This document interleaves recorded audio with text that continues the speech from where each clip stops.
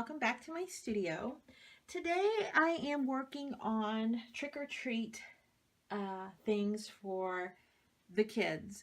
We're in a small town, so we approximately get maybe 12 to 15 children every year.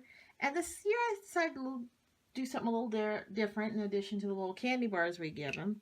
Stampin' Up! Came out with these cute little treat tubes. And so I took, these are Sweet Tarts, Skull and Bones, and put I put the heads in a tube.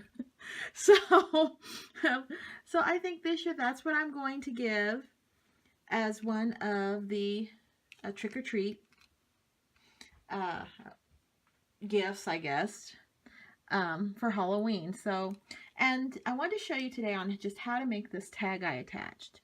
On one side, I have the Wicked Yummy Trick-or-Treat Treat for You. And then on the other side, I just decorated it with the pumpkins.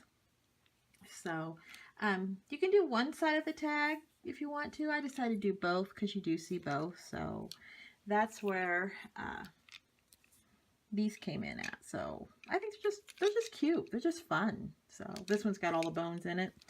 This one's got heads in it. So I'm going to make a couple more. Now this one I have to laugh. It's got the head and bones. So this one's got all bones in it. Okay, enough about the candy. So let's go ahead and get started with this. I am using the layering scallop circles and my Big Shot, which I have set off to the side. I'm not going to put the Big Shot on my table because my table really wiggles and it's more of a distraction than it is anything. So I have it off to the side here. I went ahead and pre-cut my circles. Now, if you have punches that are this size, it's going to work exactly the same. So my biggest circle, my base circle is basic black and it's 2.5 inches around. My orange circles, and you're going to need 2 of them. These are 2 1/4. And then you're going to need 1 of Designer Series paper. This measures 2 inches. This is from the Spooky Night collection. And then you're going to need a Whisper White circle that's also going to be 2 inches that you're going to stamp on. Now that I will cut off camera because I like to stamp it first and then cut it. It's easier to do it that. My 3 little pumpkins I have over here came also off the Spooky Night Designer Series paper, and I will show you that one. See all the little pumpkins? They are so cute. So I just fussy cut the pumpkins that I wanted. On the other side of this is just a polka dot design. So that's that. Oh, and I'll show you the other side of the stripes, if I can find it real quick. And this I did yesterday. This design I used on a card yesterday, but on the other side of it is the branches and Allen. That's also part of that Designer Series paper.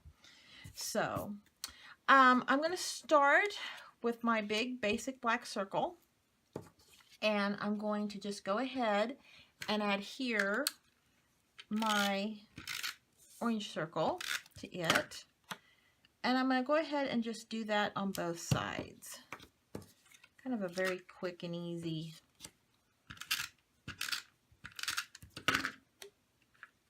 I'm holding my breath. I'm almost out of adhesive in my snail, which I got an extra one over here, and that's just like, well, maybe I'll make it through the video with it. And then on one side, we're going to adhere the Designer Series paper. So basically, it's a 1/4 inch difference between each sides of the circle. Okay, I'm going to set off that to the side. Now I'm going to go ahead and get my scrap piece of Whisper White cardstock out, and I'm using the Wicked Yummy Treat for You. This part is actually blank, so when you stamp it, you're not going to have the trick or treat, and we'll add that in here in a little bit. And I'm using here they are. Scared me for a minute. Basic black ink, and I'm also going to use my stamp pad. Ever since I've started using this, my images have come out cleaner and crisper and just better off all the way around. So I'm going to go ahead and stamp down here. That matte just gives it a little bit of give, and it's just, see how that image turned out? I just love it. So, okay, off to the side here, I do have my Big Shot. I'm using the magnetic platform. So I got the magnetic platform. And I've got my cutting pad. Now, if you've got a Big Shot and it's the very first time you've used it, you're going to hear cracks and pops. That's perfectly normal. And your cutting pads will look like this. And that is perfectly normal. I know there's some customers that I've had that said, there's marks on my cutting pad, and it's just normal. It's just, that's how it works. So, okay. I'm going ahead and I'm going to make my sandwich. I'm going to just do this over here. So I've got my magnetic platform, my cutting pad, my cardstock, my die. And I want to make sure I get the little spider in, so okay, it really works. And then on top of that is my other cutting pad, which looks about as bad as the first cutting pad. So there's my sandwich. And then I just put the Big Shot and run it through. Okay. Take it apart. And there we have the stamped image. Now I'm going to open up Pumpkin Pie. And I'm going to take the Trick or Treat, which, by the way, these images come from the Spooky Cat stamp set. And I am going to go ahead and center that in there.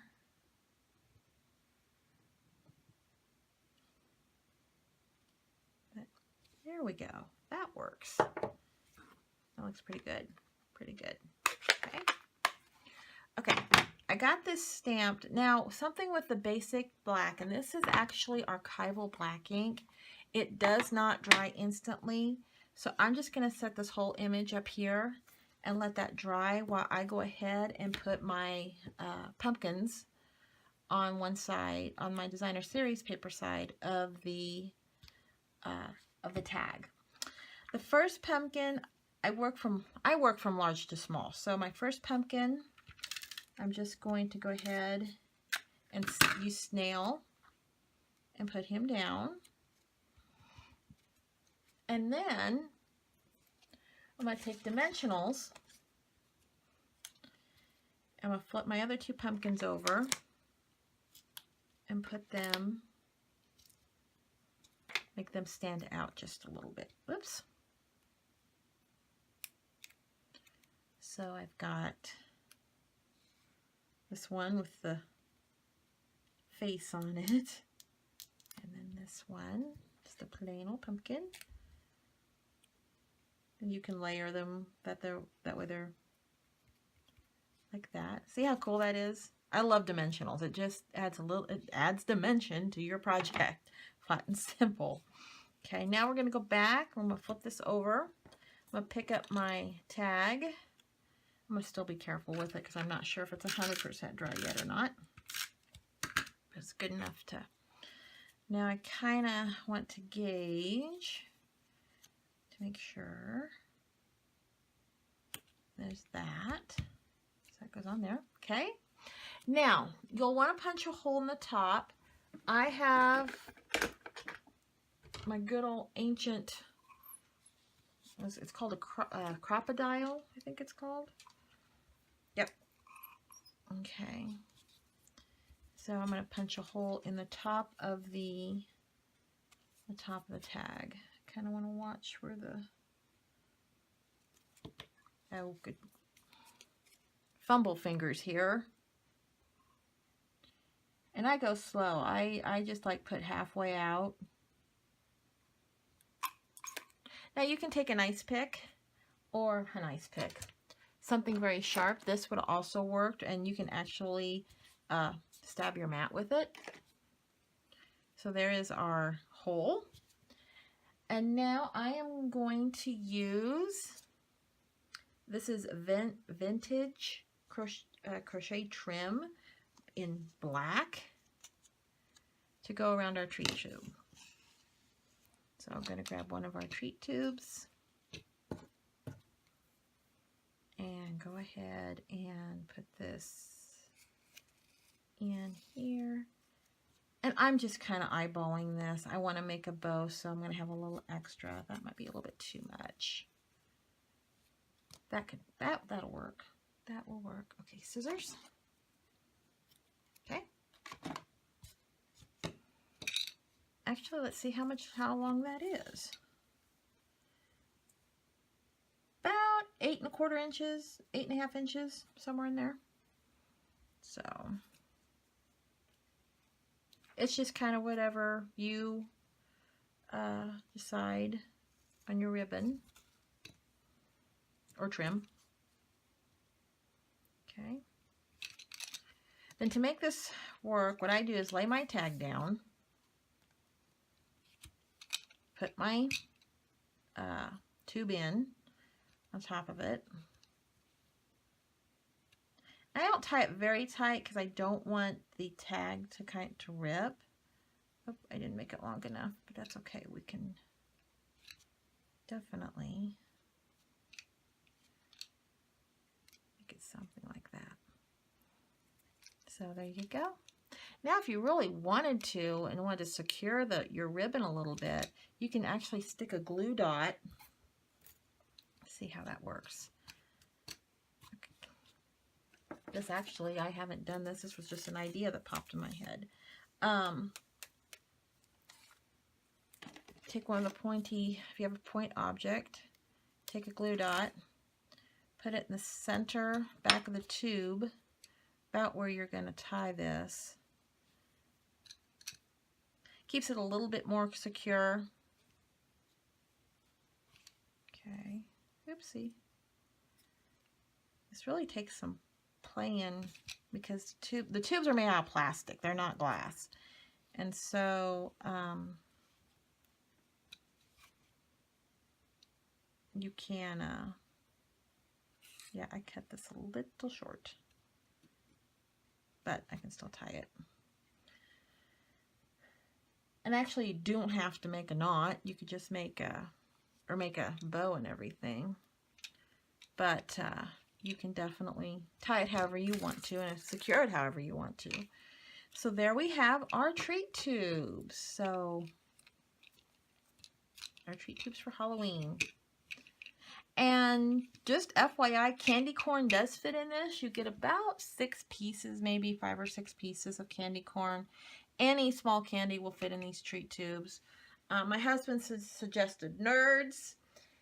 That'd take a lot of nerds to fill up a treat tube. So, but the Skulls and Bones Sweet Tarts really worked. So I think I'm going to go with that this year. So, all right. Well, thank you for joining me and happy Halloween.